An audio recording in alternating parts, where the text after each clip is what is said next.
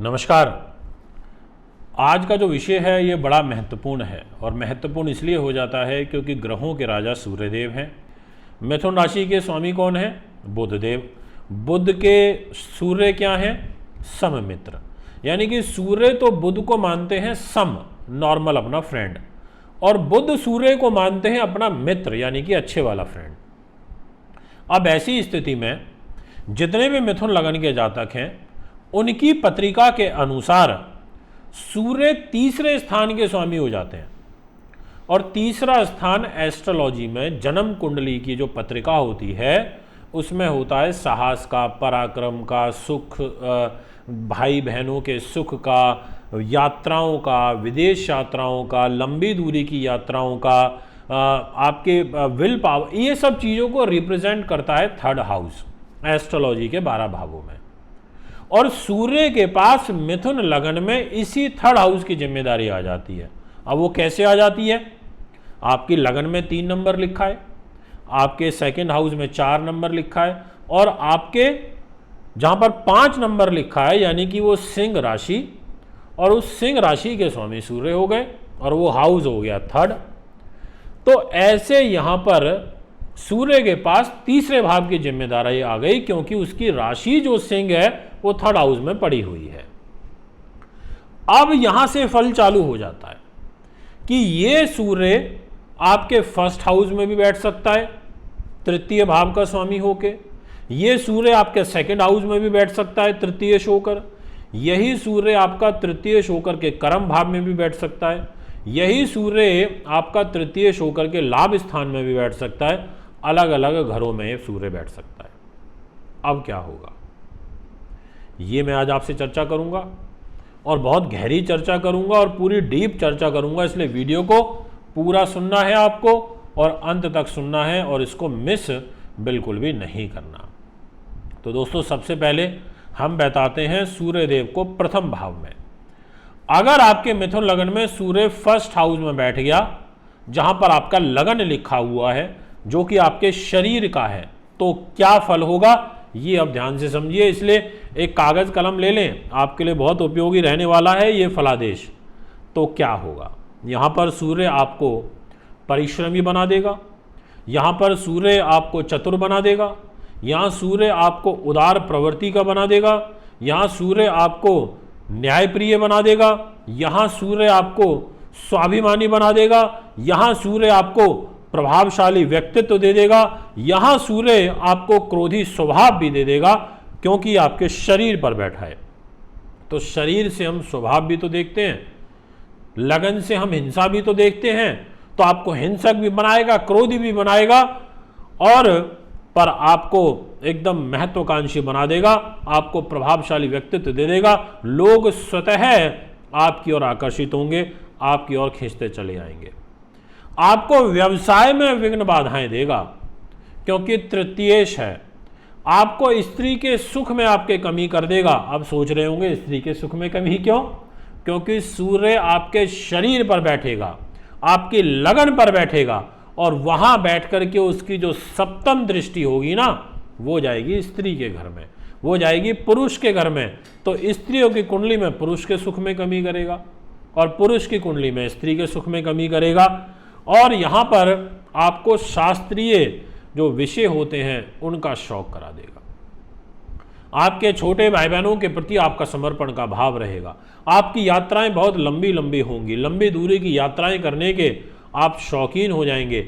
ऐसा फल आपको यहां पर प्राप्त होगा, ये मैं कह देना चाहता हूं। इसलिए बहुत महत्वपूर्ण हो जाता है मिथुन लगन के अंदर सूर्य का प्रथम भाव में बैठना। अब प्रथम भाव में बैठने से क्यों इसने आपको प्रभावशाली व्यक्तित्व दिया?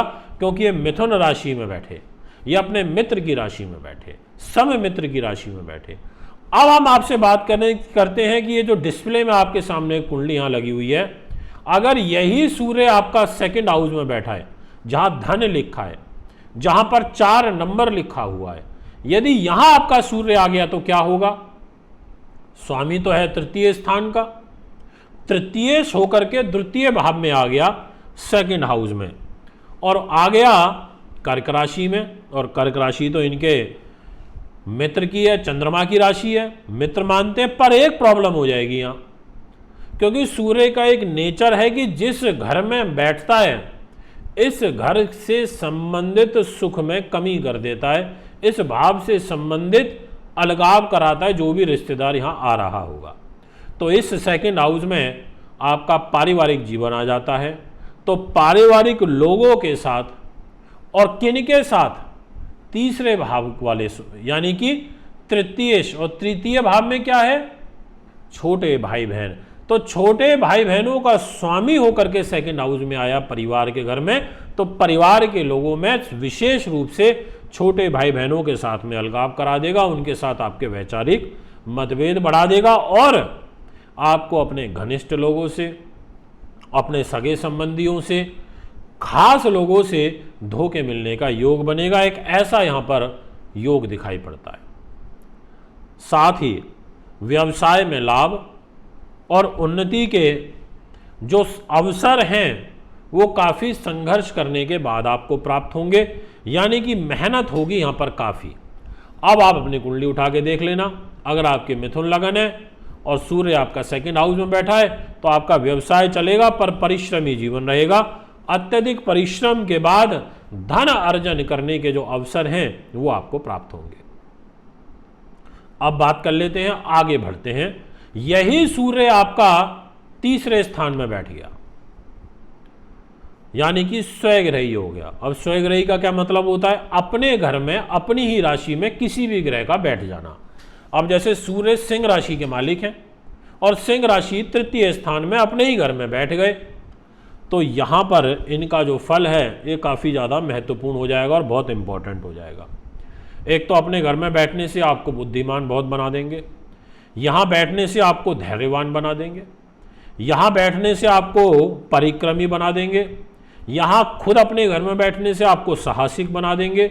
इस घर में सूर्य के रहने से ये आपको अध्यापन के क्षेत्र में ले आएंगे, आपको प्रकाशन के क्षेत्र में सफलता मिलेगी, आपको राज्य में और मतलब राज्य सरकार, सेंट्रल गवर्नमेंट, इनके द्वारा लाभ प्राप्ति के अवसर मिलेंगे और इनकी एक जो दृष्टि है वो सीधी सीधी जाएगी आपके भाग्य स्थान पर, यानी कि भाग्य के भी शुभ अवसर आपको प्राप्त होंगे। धन धान्य वाहन आदि से के जो सुख होता है इससे आप युक्त हो जाएंगे। पर जैसा मैंने अभी आपको कहा कि सूर्य जिस घर में बैठता है उस घर से संबंधित रिलेशनशिप से अलग कर देता है, तो आपके छोटे भाई बहनों के जो सुख, बंधुओं का जो आपका सुख है उसमें ये कमी भी कर देंगे। ऐसा भी एक फल आपको यहाँ पर सुनने को, समझने को प्राप्त होगा। अब मैं आपसे बात करना चाहता हूं कि यही सूर्य यदि आपका चतुर्थ भाव में बैठ गया, फोर्थ हाउस में, यानी कि जहां 6 नंबर लिखा है, यानी कि कन्या राशि में अगर ये जब आपका बैठेगा, मिथुन लगन में सूर्य और तृतीय स्थान का स्वामी होकर के जस्ट अपने से नेक्स्ट भाव में बैठ जाएगा, अपनी राशि से नेक्स्ट हो जाएगा। कोई भी ग्रह अगर अपनी राशि से नेक्स्ट हो जाए और वो अगर राशि भी मित्र की हो तो अच्छा फल मिलता है। तो यहाँ सूर्य कन्या राशि में चतुर्थ भाव में रहेंगे जहाँ सुख साधन लिखा हुआ है, तो यहाँ पर अच्छा फल दे देंगे। अब क्या फल दे देंगे ये समझ लीजिए। एक तो आपको धनवान बना देंगे क्योंकि अपनी सिंह राशि से नेक्स्ट राशि में है।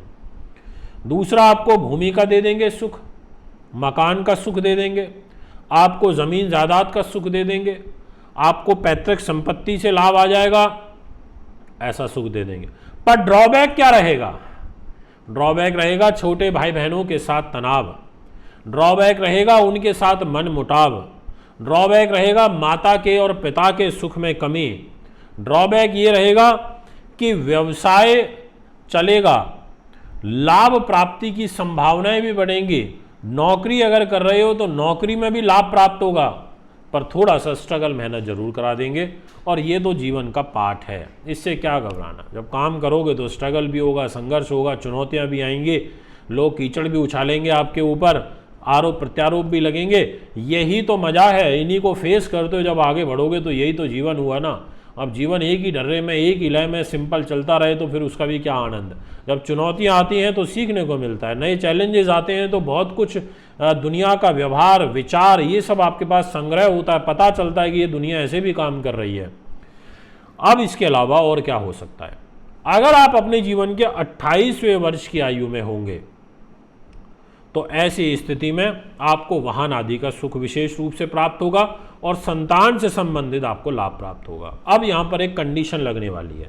कंडीशन ये है कि सूर्य, शनि, राहु ये ग्रह पाप ग्रह ये युति में या फिर दृष्टि के अंदर बैठे हों तो और चतुर्थ भाव में, यानी कि जैसे 4th हाउस में सूर्य आ गया, सामने से शनि भी देख रहा है और राहु साथ में बैठ गया, तो ऐसी स्थिति में माता की आयु के लिए ये खतरा उत्पन्न कर देते हैं और फिर आपको प्रॉपर्टी, ज़मीन, जायदाद, वाहन, गाड़ी, बंगला, इस प्रकार के जो सुख होते हैं इसमें ये कमी कर देते हैं। ये भी एक यथार्थ सत्य है। तो मित्रों, काफ़ी महत्वपूर्ण हो गया, काफ़ी महत्वपूर्ण फल हो गया यहाँ पर आपके लिए जानना। आज आपको कितनी सारी चीज़ें पता चली कि ग्रह यहाँ का स्वामी हो और यहाँ बैठा हो तो वो क्या फल देता है। अब मैं आपको जानकारी देना चाहता हूँ नेक्स्ट, यानी कि अगर आपका यही सूर्य मिथुन लगन का तृतीय भाव का, यानी कि जो 5 नंबर राशि तीसरे स्थान में, वहाँ का स्वामी हो करके और ये पंचम भाव में आ जाए जहाँ बुद्धि, संतान लिखा हुआ है, अब यहाँ आएगा और नंबर लिखा है उसमें 7 नंबर। अब ये पंचम भाव में तुला राशि में आ जाएगा क्योंकि 7 नंबर राशि तुला होती है। अब यहाँ पर क्या होगा? यहाँ होगा नुकसान, यहाँ होगी पीड़ा, यहाँ होगी समस्या उत्पन्न। अब सोच रहे होंगे ऐसा क्यों? अब ऐसा इसलिए कि ये 7 नंबर राशि में है, शुक्र की राशि में है और सूर्य इस राशि में कमजोर हो जाता है क्योंकि ये नीच हो जाता है। ये सूर्य की नीच राशि है और जब भी कोई ग्रह नीच राशि में बैठता है तो अपना फल अच्छा नहीं दे पाता, अपने फल में कमी कर देता, उसकी सोच में नीचता आ जाती है। तो यहाँ पर सूर्य की सोच में नीचता आ जाएगी। अब किस विषय को लेकर के नीचता आएगी, यह है समझने का पार्ट। दोस्तों, मेरा ये विश्वास है, अगर आप मेरी वीडियोस को रेगुलर सुनते हो, ध्यान से सुनो, तो आप मेरी वीडियोस को सुनकर के ही एस्ट्रोलॉजर बन जाओगे। ये मैं आपको विश्वास हमारे इस प्लेटफॉर्म के द्वारा, इस कार्यक्रम के द्वारा आपको बताना चाहता हूँ, क्योंकि मैं बहुत डीपली समझाता हूँ, मैं एस्ट्रोलॉजी पढ़ाता हूँ, इसलिए मैं चीज़ों को डीपली रिसर्च करता हूँ। और यहाँ पंचम भाव में बुद्धि के, उन्नति के, संतान के, अकस्मात धन लाभ के, गर्भ के घर में, आपकी नीति प्रबंधन के घर में जब सूर्यदेव नीच के होंगे तो यहाँ आपको पीड़ा देंगे, यहाँ आपको व्यावसायिक शिक्षा के क्षेत्र में उन्नति में बाधा उत्पन्न करेंगे, यहाँ पर आपको धर्म से विमुख करेंगे, यहाँ अकस्मात धन लाभ देने में आपको सहयोग नहीं करेंगे, आपको चक्षु से संबंधित रोग होगा, आपको पुत्र संतान प्राप्ति में पीड़ा होगी, आपकी बुद्धि गलत दिशा में चलेगी। वो बात अलग है कि आप दिमाग से बहुत तेज रहेंगे, पर इस तेज बुद्धि का गलत दिशा में प्रयोग होगा और यहां पर आपको उतना अच्छा लाभ प्राप्त नहीं हो पाएगा।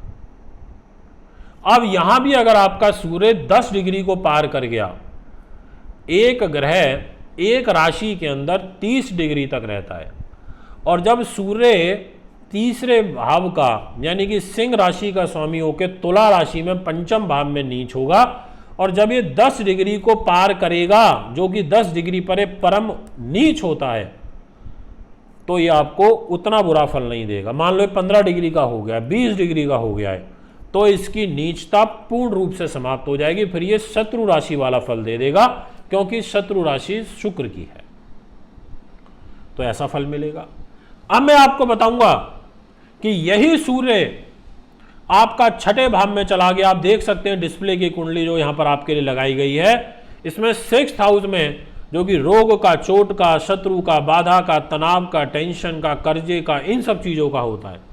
इस घर में जब आपका यहां पर सूर्य आएगा तो सूर्य देव इस घर में आकर के 8 नंबर में बैठ जाएंगे और 8 नंबर होती है वृश्चिक राशि और वृश्चिक राशि के स्वामी होते हैं मंगल, यानी कि सूर्य मंगल के घर में आके बैठेगा, 6th हाउस में आके बैठेगा और क्या लेके बैठेगा? तीसरे स्थान को, 3rd हाउस का स्वामी होके। तो ऐसी स्थिति में यहां पर आप परिश्रमी हो जाएंगे, आप काफी बुद्धिमान हो जाएंगे, आप काफी गुणवान हो जाएंगे, परंतु आप काम वासना की तरफ आपका ध्यान ज्यादा चला जाएगा। आप अपनी वाणी से स्पष्ट वक्ता हो जाएंगे, आपका स्वभाव क्रोधी हो जाएगा, आपकी छोटे भाई बहनों के साथ में ज़्यादा बनेगी नहीं, आपको अपने मामा मामी की तरफ से नुकसान पहुंचेगा अगर आप इनके साथ मिलकर कार्य करते हैं तो।